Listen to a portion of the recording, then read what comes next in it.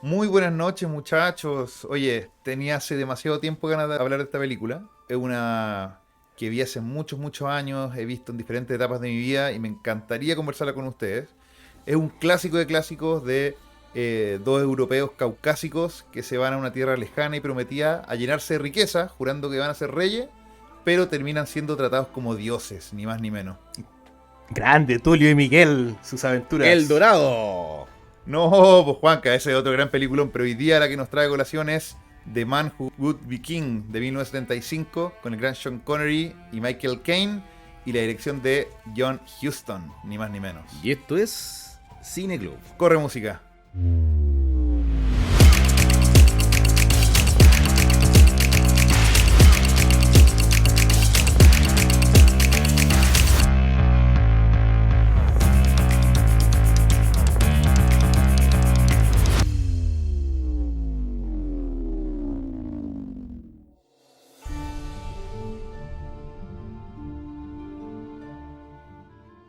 ¿Cómo estamos? ¿Cómo estamos, Marco? ¿Qué tal, Juanca? Buenas. Buenas, ¿qué tal? ¿Cómo los trata esta tarde, noche y madrugada en simultáneo? Esto de estar viviendo en los multitiempos, weón. Sí, ya no sé en qué parte estoy, pero estoy bien. Y con Mira, electricidad. para ser un simple mundano y no un dios, me han tratado bien estos días. Apaleado, pero bien. No sé, la ira de Dios te azotó. Y yo bien y feliz. ¿Sí? ¿Por qué? El motivo de la felicidad es que yo soy súper análogo. A mí me gusta mucho el vinilo, me gusta la fotografía análoga. Y la película que vamos a conversar hoy me llevó a esos tiempos. Tiempos en que el cine se hacía de otra forma. Y eso es lo que me puso más contento, weón. Cuánta artesanía. Yo creo que si hacía un bingo con las técnicas del cine clásico, no, el cine análogo, no clásico, porque hoy en día también se ocupan, esta película la tiene toda, tenéis cartón completo. Seguro, seguro que sí. Oye, ¿y no les pasa que viendo estas películas uno se da cuenta de lo infantil que es el cine de diversión hoy día? El cine de aventura. Que a mí me gusta el cine familiar por lo demás, pero que cuando veía estas películas que es muy entretenida, muy dinámica, con personajes adultos, medios caricaturescos, pero que no son películas tontorronas. Como que no te hacen sentir estúpido como espectador. Y bueno, y el tema del carisma de los muchachos acá, protagonistas, que ahí vamos a hablar. Qué manera de hacer buena, o mejor dicho, de hacer excelente lo que hubiese sido en manos de otras personas, una película más bien buena solamente. Tuvimos que pasar por una década bien compleja y bien criticada, sobre todo por la crítica, por hartos cineastas, que fue la década de los 80 yo creo, donde se empezó a infantilizar harto la forma de hacer cine. Y acá estamos, por lo menos en la película que vamos a ver hoy, todavía es la década del 70. Entonces, puede que al ser esa época previa que todavía no se siente eso, porque tiene harto humor, tiene hartas cosas que uno podría decir que son media absurdas, tiene situaciones bien cómicas, pero es una película bien tradicional. Que yo no sé qué estudio o qué tipo de guiones serán los culpables, pero esta infantilización creo que va de cara hacia la persona que está viendo la película. Como que se siente que tenéis que mostrarle un protagonista que está en un nido seguro y con una malla de seguridad enorme, como para que la persona pueda disfrutar la película, y es todo lo contrario, ¿caché? Cuando estás viendo una película de aventura, lo que yo creo que hace películas, no sé, gigantes y familiares como los Goonies, es ponerte protagonistas que están en riesgo, que uno lo siente como real. Y en esta película eso está completamente, está bien. Uno sabe que son carismáticos, ¿cachai? Sabéis que son divertidos, que están en la suya, pero al mismo tiempo son muy claros en presentar que estos buenos están en tierra hostil, que pueden ser asesinados con una flecha, asaltados, congelados, atrapados en una avalancha, constantemente en la película. Y eso obviamente hace que uno disfrute y lo acompañe y empatice más con su aventura. Estoy totalmente de acuerdo con esa visión, a mí me gusta harto el haber vuelto atrás, pero cuando les decía al principio que estoy contento por la forma análoga, creo que yo estaba pensando en otra parte, que tiene que ver más que nada con las texturas reales, los paisajes logrados, filmar en locaciones reales, que se contrasta con lo que vemos normalmente hoy y hace bastantes años atrás, que tiene que ver con texturas que yo no sé si me agradan tanto a la vista pese al realismo que tienen. Por ejemplo, voy a poner un ejemplo súper sencillo. Hoy día prendí la tele, me aparece el póster Max de la serie de moda de los dragones y aparece un dragón con unas texturas, compadre, así hiperrealistas y un movimiento que de verdad no me son tan agradables, que es como la misma sensación que me pasó con el Hobbit. No sé si cuando ustedes vieron el Hobbit, esta forma de filmar ¿En el hiperrealista que cine? tenía, no era en el cine, no era algo de mi total agrado. En cambio, este cine clásico tiene esta textura que es mucho más agradable y mucho más rica de verla. Y a mí es lo que me produjo alegría y esa sensación de volver atrás. Sí, yo fui No sé si me estoy explicando bien, pero ese hiperrealismo que tenemos ahora es el que ya me está molestando. Yo no quiero ver todas las escamas que tiene un dragón. de Eso es. cuando se estrenó el Hobbit, yo le tenía fe porque tenía toda esta tecnología 3D que está de moda y además con mayor cantidad de cuadros por segundo de lo que estábamos acostumbrados. Y al final la sensación que me dio, si bien se veía bonito en pantalla, era de una pobreza total porque parecían como si fuese un telefilm. No se veía con la textura, sino que es lo que a mí en particular me gusta. Y claro, para ver realidad tengo la vida real, pero para el cine lo que uno busca es que haya una belleza adicional, ¿cierto? Una estética que te lleve a ese mundo, respetando el cliché, a ese mundo de ensueño que nos presentan productores, directores y actores. Y en esta película lo cumple plenamente. Y lo otro que decía acá Cristóbal respecto a lo de las zonas seguras o de que de los peligros que hay en los personajes. Acá también los protagonistas, y ahí lo vamos a hablar más en detalle, no son un cúmulo de buenas virtudes, sino más bien que son los dos grandes truanes, los dos grandes sinvergüenzas, que si los conociéramos en la vida real tal vez nos caerían pésimos. Pero, puta que entretenido seguir la aventura de estos dos muchachos, y más encima con el carisma que le ponen ambos, que creo que justamente uno puede separar lo que es una historia como esta, que es colonialismo, pero puro y duro, ¿cierto? Inclusive hasta con sismo grueso, pero entretenida la historia. Y no por eso yo voy a estar validando lo que ocurre ahí, ¿cachai? Que lleva una conversación que hemos tenido en otras ocasiones. Pero Cristóbal, ¿te gustaría hacerlo honor y resumir, como bien siempre haces tú, la historia que trata la película? Feliz. Oye, me encantó la palabra esta, truanes que ocupaste, porque sí, en la traducción que vi yo, el subtítulo era rufianes, y ese es el término específico para estos compadres. Rascals, les dicen en la película, porque no son estafadores necesariamente, no son malandras, ¿cachai? No son ladrones, todo en su justa medida, son rufianes, weón. Entonces, me encanta eso. ¿De qué se trata esto? Se trata de Sean Connery y Michael Caine, Daniel Dravot y Pichi, que son dos ingleses en la India post-colonización. De hecho, ya llevan muchas décadas, muchos siglos probablemente de colonización. Dos masones que tienen un plan. ¿Cuál es este plan? Ir a una tierra lejana, muy lejana al norte, llevar fusiles y armamento de Occidente, llevarlo a esta zona que saben que están llenas de poblados, cada uno enemistado con el otro y están muy atrás en tecnología, y de a poco ir escalando en estas batallas de tribus hasta llegar a ser reyes de esta zona. Pero con el pequeño detalle que en esta escalada tienen tal de éxito que terminan siendo tratados, y con otras cosas que tienen de suerte, tratados como dioses. Entonces esta película nos plantea la siguiente pregunta: ¿no es acaso un dios más que un rey? Pero en esta película, como tú bien dijiste, una película de aventuras, la gracia está en el viaje, más allá de esa pregunta. Oye, qué hermoso resumen, me parece que nunca habíamos tenido un resumen tan inspirado, Cristóbal. Que me Todo gusta lo esta que hemos hecho. película. Un resumen digno de un rey. Ah, que me Claro, gusta, me efectivamente. gusta.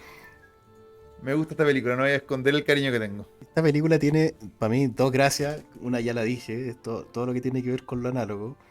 Y que, bueno, también es heredado de lo mismo.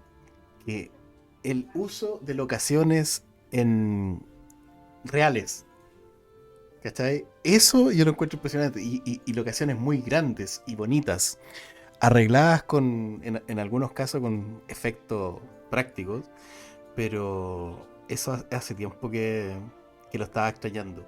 Entonces, cuando empecé a ver esta película, ese tufillo a Lawrence de Arabia, a Indiana Jones, si ustedes no la han visto, inmediatamente les recomiendo ponerle pausa al programa, ir a ver esta película y ver si no le da esa sensación de tener en pantalla obras como esa. Pero además que te plantean a los colonizadores como los salvadores absolutos, ¿cachai? Como los portadores de la civilización, los portadores de la salud. Son casi los romanos de la vida de Brian, básicamente. Es que yo creo que la vida de Brian o Monty Python en general está bien de la mano de esta película. Esta no tiene el humor absurdo, surreal que tiene la otra, pero sí comparten al menos cierta moral que asumo yo debe ser como la moral británica que se va pasando por los poros de esta película. Y hoy día alguien que se puede ofender o que se puede molestar porque sea el Salvador Blanco el protagonista de estas películas, o los dos grandes salvadores blancos, acá es evidente que lo son, pero también te los muestran como los grandes chantas que tratan de representar todo lo que son la flema británica, todos los grandes valores que su ejército y su imperio propugna por el mundo. Pero lo hacen, yo creo, en tono de sátira también o de burla, porque justamente van como que ridiculizan todo eso, toda esa pompa y circunstancia en el momento que te lo muestran. Oye, sí, y esta película además tiene un tercer protagonista que yo creo que debe ser del total agrado de Marco, que en este momento no lo están viendo porque está siendo atacado por su perro, pero que es la masonería. Acá es una presencia absoluta que cubre a la película, cubre a los personajes que son masones, pero también viene de la mano de un tercer personaje que es Christopher Plummer, que representa ni más ni menos que a Rudyard Kipling, el famoso escritor, cuya novela es la que se basa esta película. Y claro, y a medida que va pasando el tiempo... No reconocí tan joven. No sé si ¿No? les pasó eso. Yo toda la vida sabía que era el actor, pero siempre estoy acostumbrado a verlo de viejo, haciendo como que tapado en las películas cuando se cae algún actor. O necesitan a alguien de carácter que interprete un personaje. Pero acá verlo joven me impresionó, fíjate. Pero es que yo no revisé, no hice la tarea de ver el grado de fama de Christopher Plummer a esta altura, pero para la cantidad de líneas que tiene, que son 15, y lo ponen como el gran nombre en la portada de la película, al inicio de la película, todo, yo creo que ya era ancla suficiente, ¿o no, Marco? Porque en el fondo le dan mucha relevancia a su nombre. Sí, y lo que pasa es que este compadre yo creo que nunca le he visto una mala actuación. Aunque salga 15 segundos, aunque salga en un flashback o se echa al hombro cualquier película, siempre lo hace bien. E imagínate con los dos otros personajes que está compartiendo pantalla, que son Sean Connery post James Bond, con todo el carisma que tiene este compadre, Michael Caine en su juventud también, entonces pelear de igual a igual en cuanto a actuación, y más encima en tono comedia, que eso es lo otro, porque yo creo que toda la actuación acá está en ese tono de buena onda de comedia que no todos los actores, por muy buenos que sean, son capaces de otorgar. Oye, Marco, justo cuando te atacó tu fiera, yo te quería preguntar acerca de este tercer personaje que es la masonería en sí. Yo sé que a ti te encanta Antes, los cultos, antes los de la grupos. pregunta, antes de la pregunta, que yo quería recalcar algo súper importante, pero también quería preguntarle a Marco. Mira, la película presenta la masonería de una forma bien distinta a la mayor parte de las películas que yo he visto donde la masonería es tratada como un culto, como un círculo cerrado, medio oscuro, ¿cachai?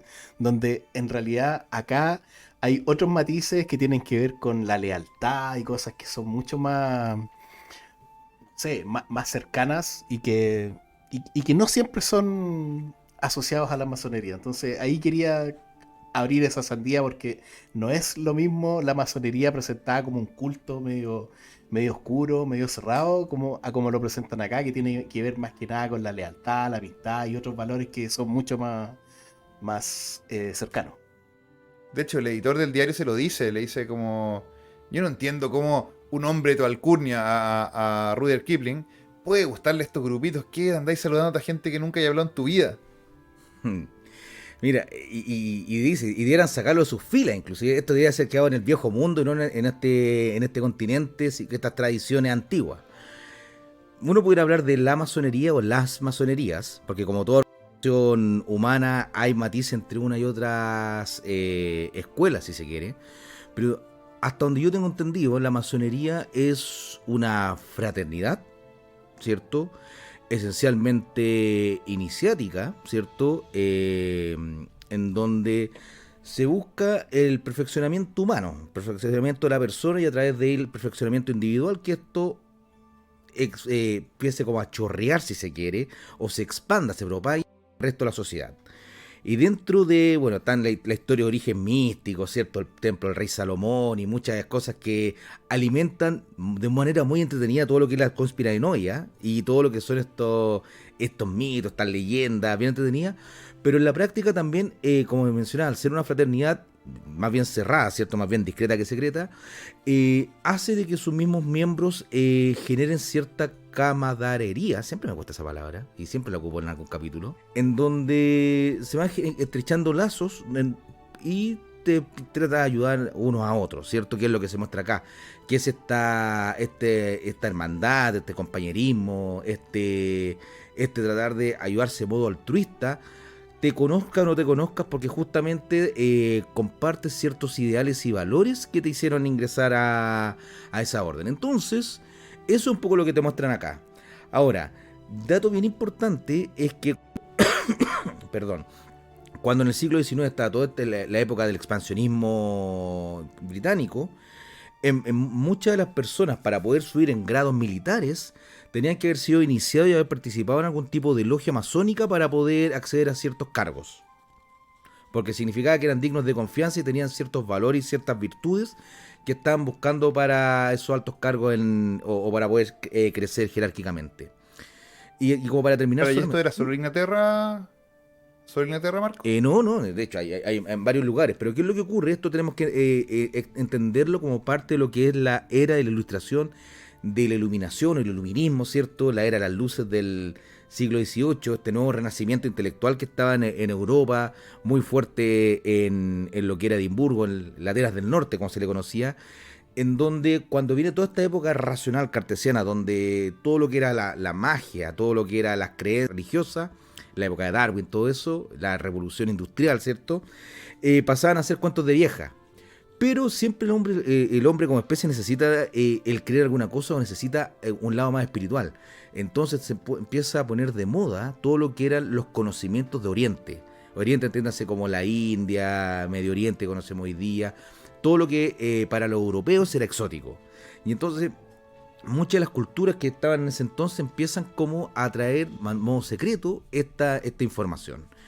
Entonces ahí se empiezan a mezclar, por eso están los Illuminati, está la masonería, está la Orden Rosacruz, la Aurora Dorada y un montón de... Cada uno trataba de arrojarse un origen místico mucho más antiguo, lo que probablemente en la praxis haya sido tomando elementos de distintas culturas, distintas épocas para poder hacer su corpus intelectual, si se quiere, o de doctrinal.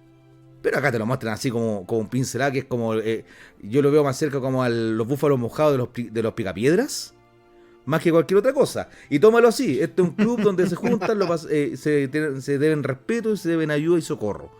Y no necesitáis más que eso para poder disfrutar esta película. Que yo me estaba acordando de cuando estaba tratando de inventarle más trama a la que tenía Kung Pao y tú me paraste los carros. Yo creo que tú leíste más... tú leíste más ínfula de, claro, efectivamente la que se representa en esta película, porque... sí, pues son acá, claro, como que no se roban entre ellos, se pasan datos y como que se hacen favores de pasar mensajes, etcétera. Y claro, como que se tiene un respeto absoluto en términos de como Juanca decía, simio no mata simio. Pero claro, pero es interesante que esta película te lo lleve, y no sé si es verdad, te lo lleva a los tiempos de Alejandro, o sea, el de Alejandro Magno, la simbología masónica. A mí me da la idea que la masonería en esta película estaba utilizada como un artefacto, un medio para comentar sobre la expansión imperialista británica y la manera en que los occidentales imponían su cultura y no sé, pues, su estructura de poder sobre las sociedades por las que estaban invadiendo. no sé, la masonería como, no sé cómo decirlo, como institución occidental, pasa a ser como una herramienta que les facilitó eso. No sé, esa es la forma en que me da la idea que utiliza la masonería esta película. Y que sobre todo en esa época, Sí, todavía totalmente. en Reino Unido, pero en esa época parte importante de la gente que era culta, ¿cierto? Como en algunos países va los domingos a la iglesia, era que el hombre, el varón, fuese parte de alguna logia masónica, porque era lo que se le esperaba en los círculos de intelectuales y como una persona inteligente, ¿cierto? Y de buena moral para la sociedad. Entonces, por eso muchos participaban ahí.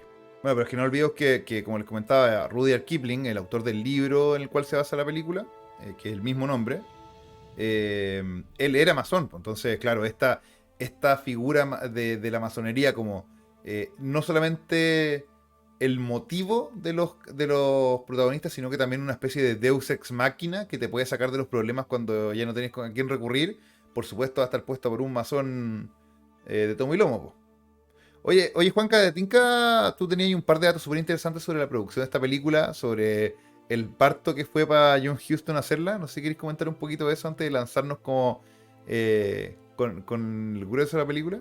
La verdad es que no es que yo tenga los datos, son los datos que conversamos en la previa. Yo entiendo que este hombre estuvo muchos años tratando de hacer la película, si busca por ahí la cantidad de años que está, pero de hecho pasó por un par de...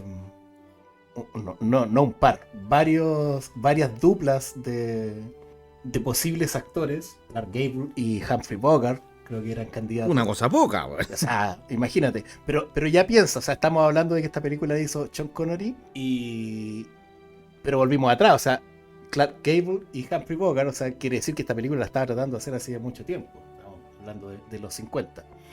Y finalmente, cuando pudo llevar a cabo su proyecto, le tocó esta dupla que para mí es dinamita, porque son, además fuera de la pantalla, son amigos. Entonces, creo que valió la pena la espera y lo que resultó fue Chef Kiss. Claro, yo creo que la película el tono de la película habría cambiado absolutamente con los protagonistas. O sea, la vejez de Humphrey Bogart y Clark Gable tenía ahí los protagonistas de Casablanca y de Gone with the Wind, que acabamos de hablar de esa película acá en Cine Lo que Club. el viento se llevó tiene un capítulo precioso que grabamos hace De los mejores tiempo. que he escuchado. Y Casablanca también de los primeros y no de los mejores. Cuando esto era No, recién un piloto de... yo creo que salieron buenas ideas en ese. Tendrá mal sonido, estaremos muchísimo más acartonados, pero el amor que le profesamos a esa película, que bueno, por eso partimos también como número uno, está presente. Algún día vamos a hacer una nueva Mira, grabación, espero yo. Mira, nunca vamos a saber cómo haber sido esa película con Clark Gable y Humphrey Bogart, pero sí o sí, esa parte del contrato que decía que no podían tener mujeres, esa sí la habrían tenido que borrar, porque con esa dupla de Casanova, bueno, al frente. Ah, no, seguro Sean Connery y Pero Michael Caine es eran que muy hay tranquilos. hay que explicar en la película para que se entienda por qué nos estamos riendo, porque en la película ellos tienen esa cláusula po, Bueno, dentro pero de gente, los personajes. no pueden tomar ni tener mujeres con Humphrey Bogart y Clark Gable, pues. Otros posibles, Burt Lancaster y Kirk Douglas. Chucha. Después, Richard Burton y Peter O'Toole. Esos Bueno, fueron los nombres que se fueron manejando a través del tiempo cada vez que iban pasando los años y no podía filmar pero es el que, para que se Houston. hagan una idea, es como que de repente en una película, no sé, en 21 Jump Street, hubieran dicho como, no, al principio era DiCaprio y Brad Pitt, y al final terminó siendo Jonah Hill y Channing Tatum. Así como que, bueno, las duplas son nada que ver con el tono de cada película como habría sido. No sé, lo que opino yo. Y épocas distintas, o sea, igual hubiese sido una película distinta solamente por la época.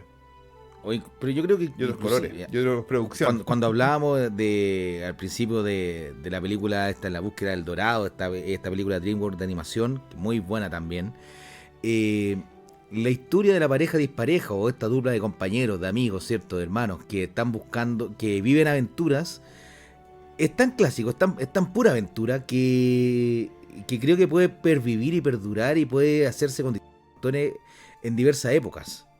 O O sea, tú pudieras hacer el remake de esta historia o situándola, no sé, en África, en otra zona, en el espacio, si ya te queréis poner más ciencia ficción. E igual siempre te va a dar una buena posibilidad de disfrute porque es una historia clásica, es arquetípica. Yo sé que está bien manido ese tema, pero creo que acá cumple completamente todo eso. Y un detalle que no recuerdo si lo comentamos o no en micrófono, es cuál es el de ellos para convertirse en reyes. Porque lo están haciendo en nombre de la corona británica, supuestamente. Pero lo que quieren es acercarse a este país, ¿cierto? Que está cerca de Afganistán, para acercarse a una tribu, ayudarlo a derrotar a sus enemigos y así empezar a crecer, a ir ganando al resto, para luego ellos coronarse. Eso es como el plan que quieren hacer. Y tú decís, ¿cómo dos personas sin un ejército van a lograr a dominar todo esto? Y es con la pachorra que puede tener un hombre blanco, inglés en este caso, escocés, británico, ¿cierto? En donde se sienten con el derecho de poder pasar por sobre el resto. Y esto que puede ser súper terrible, que en la vida real lo fue, en esta película muy divertido de ver.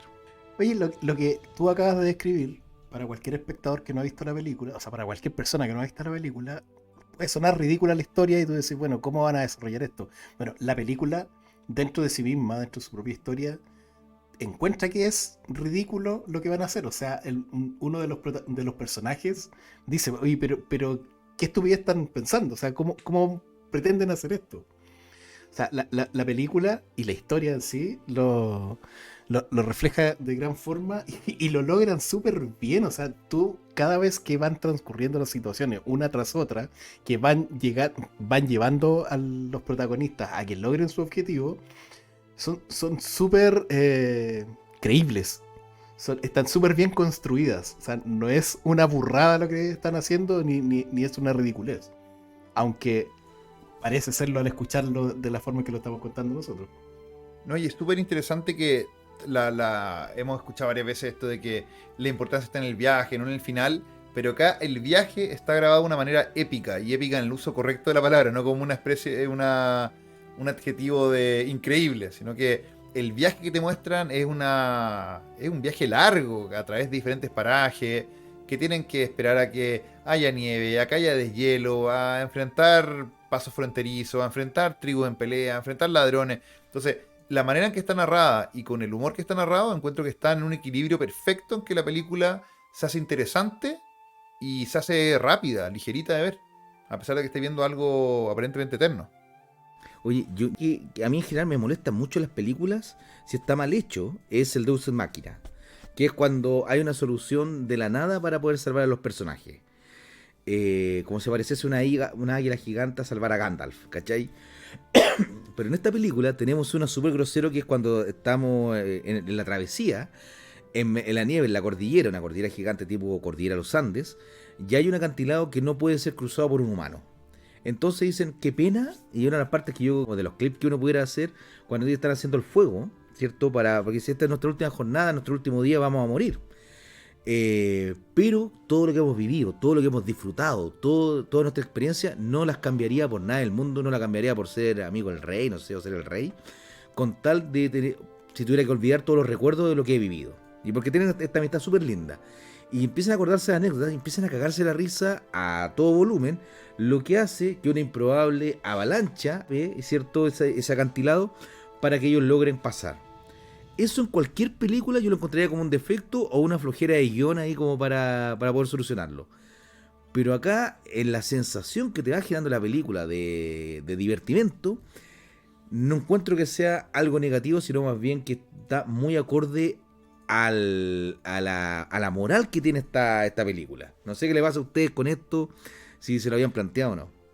No, que además está en el tono, porque bueno, más adelante también hay otro Deus Ex Machina, que incluso más sacado de la nada. Pero claro, acá tú estás ahí, en el fondo, es todo antes de llegar a la promesa del viaje, ¿cachai? La promesa de lo que te va a entregar el viaje. Entonces, dado que está en la aventura para llegar a, yo creo que está lo que uno le perdona, ¿cachai? Si fuera en un momento como para salvar la situación final, pasar un Deus Ex Machina, ahí yo creo que ahí molestaría, ¿cachai? Que no, pucha, justo le iban a matar a todos y llega un ejército de otro país que no tenía nada que ver y por eso escapan.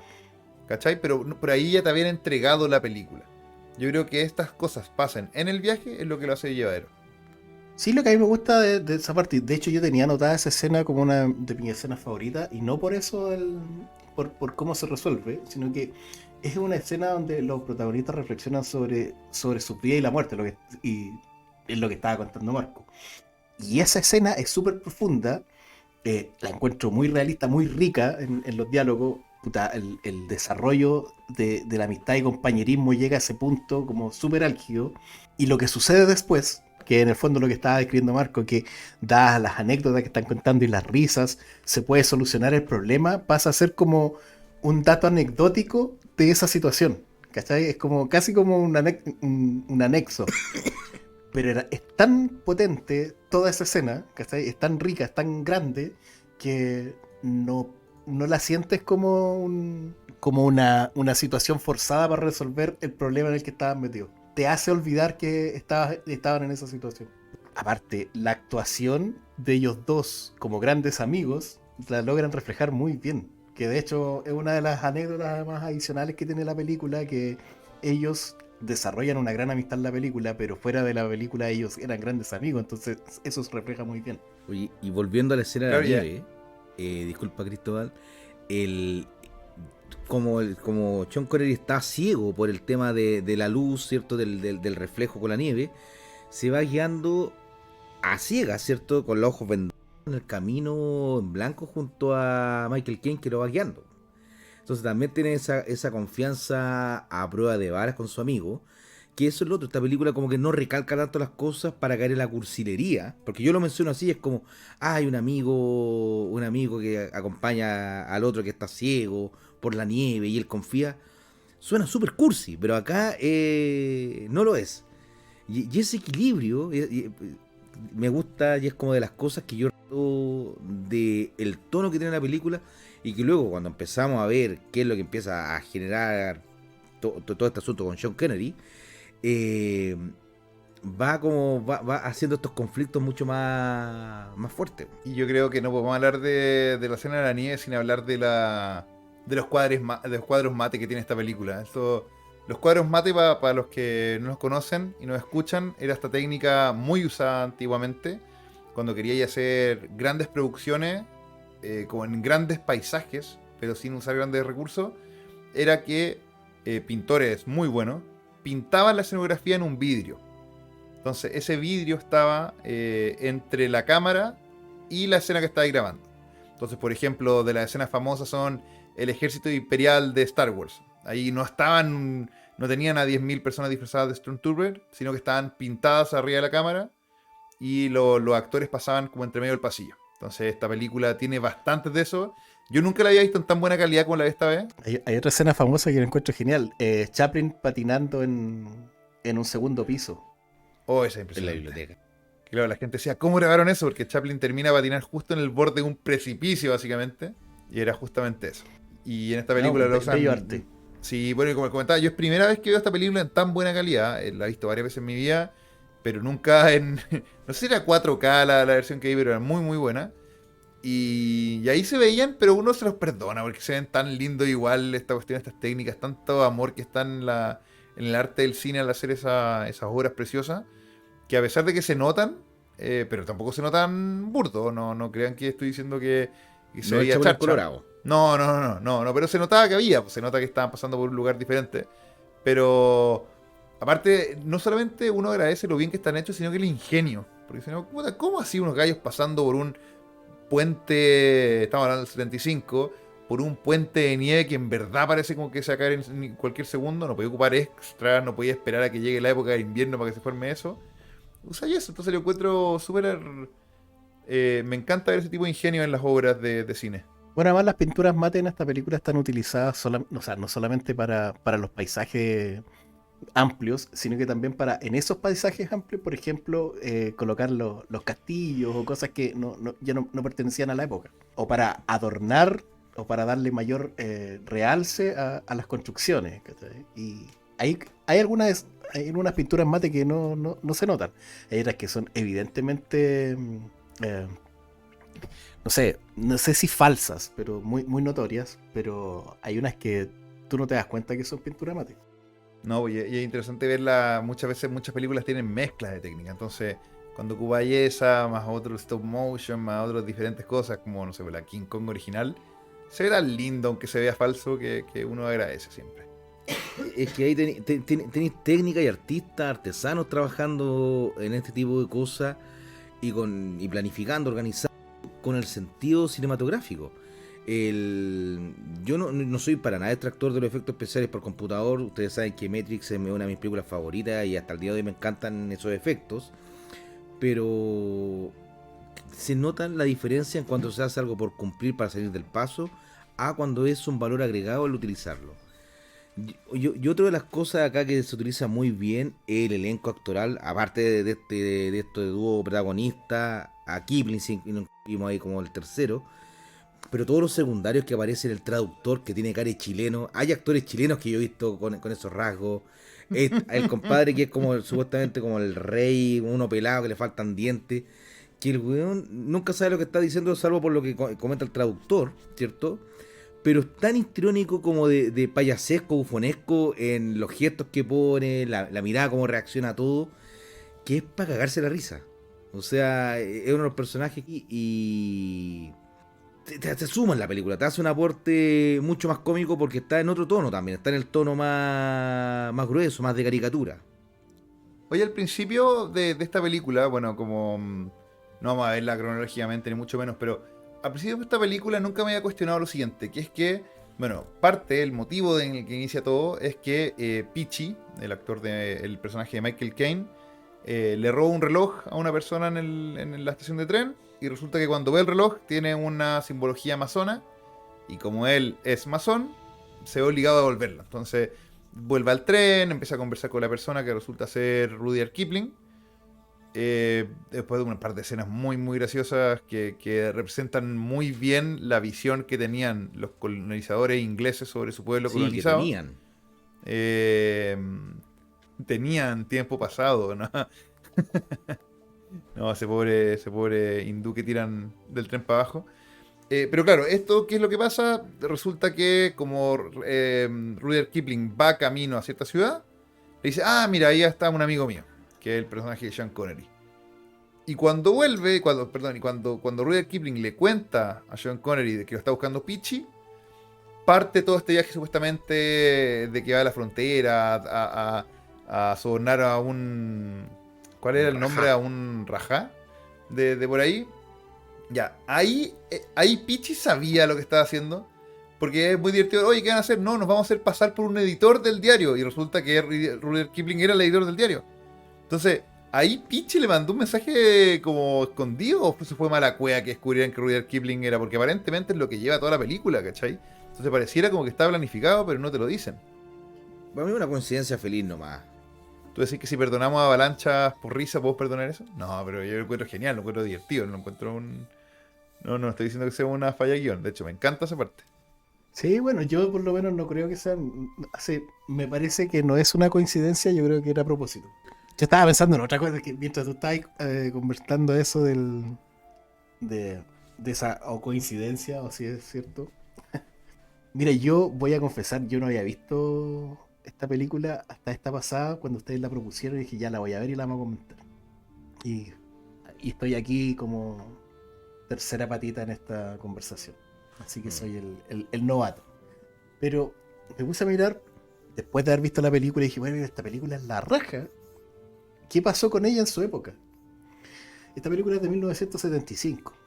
¿Y ustedes saben qué películas son de 1975, cabrón? ¿No? Creo un par de guatazos. Tiburón, ¿no? Tiburón, Infierno en la Torre, Tarde de Perros, Atrapados sin Salida. Entonces, obvio que esta película se perdió ahí entre medio, seguramente no fue lo exitosa en sala,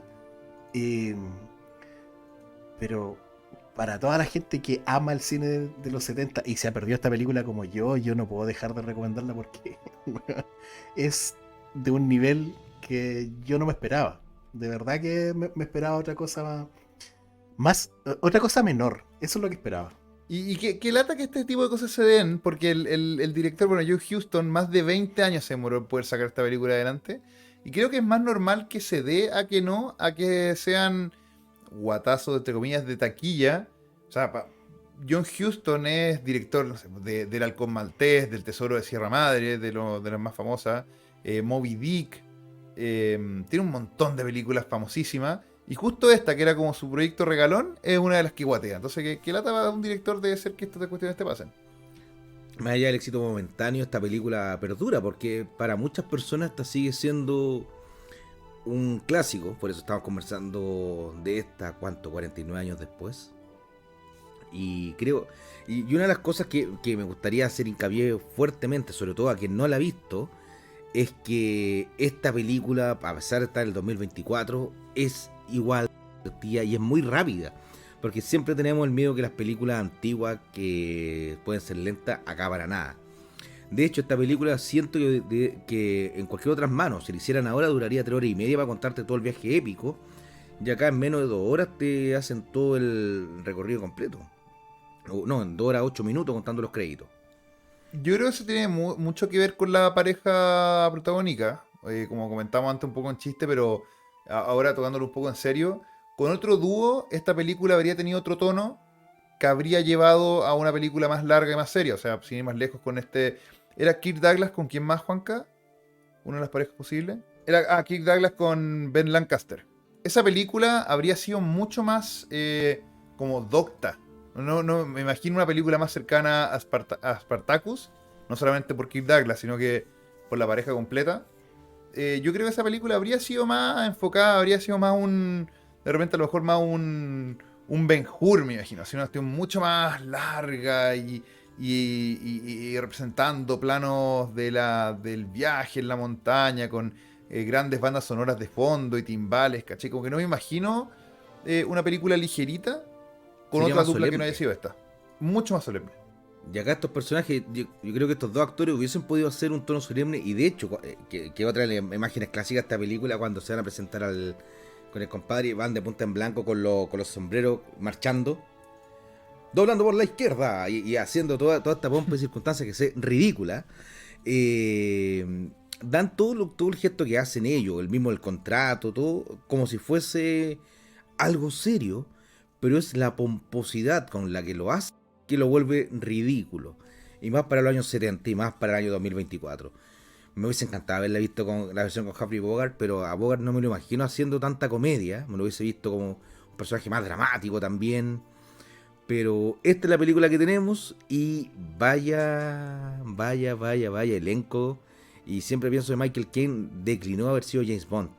Entonces hubiésemos tenido a dos potenciales James Bond haciendo de esta película. Y yo soy un agradecido del tono de esta película. Aparte que se va construyendo sobre sí misma y la escena, el tono de la escena de la nieve es el tono de la película. Es donde los compadres están siempre chistosos, pero como chistositos, no en comedia, que es muy diferente. Están chistosos porque son ingeniosos, saben salir de los problemas, tienen historia detrás, entonces los compadres se conocen al rey y al derecho, entonces saben cómo actuar el otro y eso los lleva a salir de las situaciones de manera ingeniosa y divertida para uno como espectador. Pero no es comedia, no es slapstick, no es una cosa ridícula, es chistosito siempre, siempre está con cara divertida en la cara, si es que no risa hecha y derecha. Entonces eso permite que la película, a pesar de su tono divertido, pueda tener grandes escenas dramáticas. Eh, bueno, como lo de la nieve, pero también a medida que van volviéndose en dioses un poco, van teniendo conversaciones cada vez más profundas y sus diálogos empiezan a tener repercusiones. Cuando Sean Connery ya se empieza a creer el cuento, el mismo que es mejor ser Dios que rey, y empieza a conversar a su amigo, onda, oye, para mostrar apariencia, tú también tenés que agacharte al frente mío, ¿cachai? También tenés que arrodillarte. Y tú ves en la actuación, ¿ves? Como son dos grandes actores, tú ves la cara del otro Juan diciendo, chucha, ¿dónde está yendo mi amigo? Este Juan te está subiendo el humo a la cabeza y tú lo ves en su actuación corporal también. Claro que la película no es una comedia. Como dices tú, tiene ese tono, tiene formas que los dos actores son capaces la llevan adelante de esa forma, pero la película termina, aparte de otras cosas que tiene, que son súper interesantes, tiene lo que es una reflexión bastante fuerte sobre la ambición, que es lo que tú estás comentando recién. y que yo no puedo dejar de emparentarla con el Tesoro de Sierra Madre. Sí. La ambición termina siendo un motor importante en el desenlace y que lo que sería como la gran moraleja del final de la película. Yo lo encuentro precioso, me parece súper lindo el- la forma en que te hace reflexionar respecto de cómo llegaron y lo que les pasó en esta historia y cómo terminaron después de eso. Hay un término griego, porque esto termina como tragedia griega también, que es el de la ibris. Justamente la soberbia del ser humano de querer compararse con los dioses o sentirse mejor que ellos. Entonces, siempre en todas las historias griegas, cuando un humano osa romper su lugar, ¿cierto? Los dioses lo humillan y lo castigan de modo que le demuestran el patetismo del ser humano que es.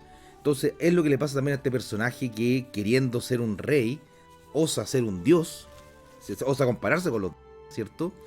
Y cae en esa soberbia. Un ejemplo bien similar para que la gente que esté escuchando puede conocer la historia de Ícaro y Dédalo. No voy a entrar tanto en los detalles, pero Ícaro y Dédalo ocurre cuando Ícaro se hace estas alas, ¿cierto?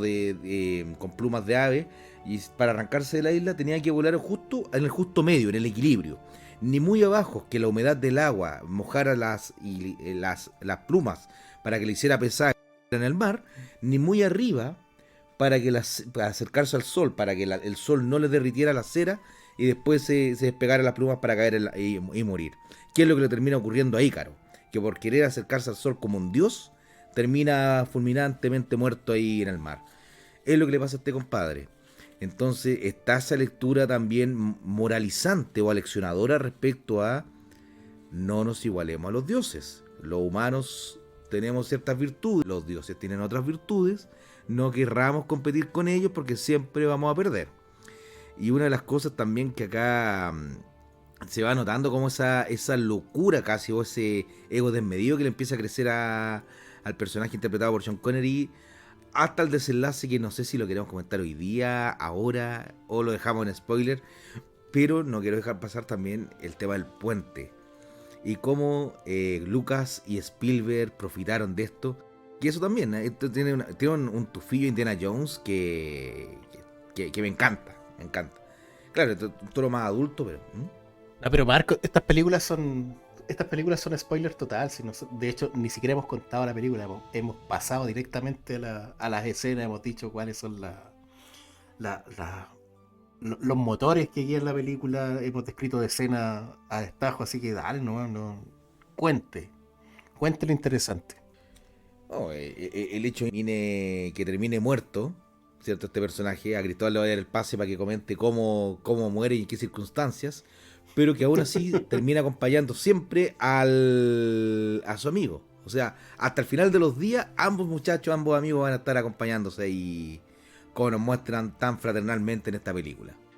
No, mira, yo ahí más que contar cómo, porque creo que, claro, uno puede hablar de las repercusiones sin caer como en la descripción visual de cómo pasa, para que mantener un poquito ahí, tampoco es una gran sorpresa, sino que es como emotivo, pero esto lleva a que, claro, a que uno de los dos personajes, mantengamos eso en el secreto, logra salir vivo de ahí, logra hacer el viaje completo de vuelta, volviendo como un completo mendigo, y él logra llegar a Rudyard Kipling de nuevo, que fue el que partió toda esta historia, y él relata todo lo que pasó. Entonces eso también hace que el relato, valga la redundancia, esté contado súper interesante, porque está cada cierto tiempo aparece la voz en off de este personaje contando como esto pasa así, pero casi que no podrás creer lo que pasa después. Y ese tono también es muy divertido. Oye, y esta figura del puente es bien relevante porque también empieza a representar cómo se van bifurcando los caminos de los dos amigos.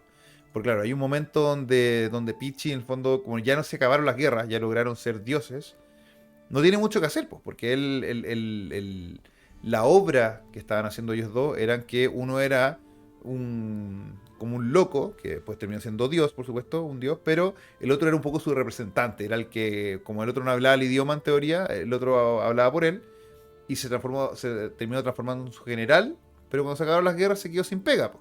Entonces lo mandó a construir un puente como porque sí, es como cuando te mandan a hacer algo para llenar o ocupar tiempo. Y paradójicamente, ese puente pasó a tener un rol fundamental en la conclusión de la película. Y eso es como esta técnica cuando te dicen que el arma tiene que estar mostrada en el primer acto. Acá, claro, te muestran esta cuestión que está escondida como una bajo la manga, que parecía ser una torpeza, una tontera de parte de uno de los personajes. Terminó tomando un rol muy protagónico. Oye, y así como yo les mencionaba El Tesoro de Sierra Madre, que es una película del propio John Huston, y que yo pude hacer un par de paralelos, pese a que son películas en tonos totalmente distintos y que en realidad van por otro lado, se cruzan en algunas partes, pero por ser del mismo autor, me parece que tienen cosas que yo las puedo ir, ir relacionando. Y les mencionaban antes que tiene mucho de, por ejemplo, Lawrence de Arabia, sobre todo por esto de filmar en locaciones bien abiertas, bien grandes, con un montón de extras. ¿Qué más creen ustedes que podemos relacionar en otras obras cinematográficas Yo al diría, ver esta no película? sé si la pareja es pareja, pero el tema del romance acá es seminal, es evidente que es el interés romántico, son ellos dos mismos, ¿cierto? No desde el lado homosexual, ¿cierto? Sino desde el lado del compañerismo, desde el lado más fraternal. Entonces, esa dinámica que uno está acostumbrado a ver ya, porque se convirtió hasta en cliché muchas veces, creo que acá reluce súper, súper bien. E insisto, creo que muchas de las cosas que vemos acá, después Spielberg y Lucas la tomaron para su Indiana Jones. Más tono aventurero que esta, pero al fin y al cabo. Y creo que si a alguien le gustó, por ejemplo, Lawrence de Arabia, esto, imagínate que Lawrence de Arabia fuese una comedia. O tuviese toques más humorísticos y fuese más breve. Y creo que ese puede ser una buena descripción de lo que es esto. Estoy viendo en pantalla ahora y es impresionante la cantidad de extras, los decorados, todo que tiene. Se nota este cine épico de volumen de personas cuando no se podían hacer digitales. Así que visualmente es precioso también de ver. Que siento que las últimas películas que hemos comentado todas tienen eso como punto a favor. A diferencia de la gran mayoría de películas que estamos acostumbrados a ver hoy en día, lamentablemente. Yo, yo no sé si como que este tipo que tú estás comentando, Marco, de gran película épica, no sé si hay una película moderna que me lleve a esta.